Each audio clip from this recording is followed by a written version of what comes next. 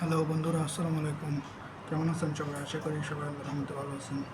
তো আমি আপনাদের সামনে আজকে আলোচনা করব আর্টিকেলের প্রকারভেদ সম্পর্কে। আর্টিকেল ইংরেজিতে মূলত দুই ধরনের আর্টিকেল রয়েছে। এক হচ্ছে ডেফিনিট আর্টিকেল, দুই হচ্ছে ইনডেফিনিট আর্টিকেল। ডেফিনিট আর্টিকেল মানে হচ্ছে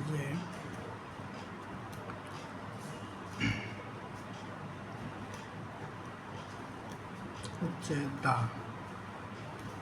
দা শব্দটিকে মূলত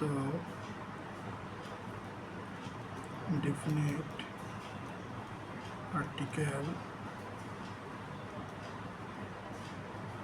বলে, আর ইনডেফিনিট আর্টিকেল হচ্ছে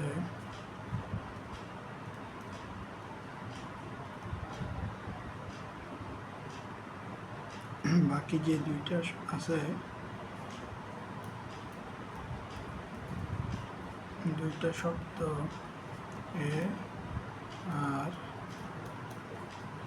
এন। তো বন্ধুরা, আজকে এই পর্যন্তই। আমার নেক্সট ভিডিওতে আমি ডেফিনিট আর্টিকেল আর ডেফিনিট আর্টিকেল সম্পর্কে বিস্তারিত আলোচনা করব।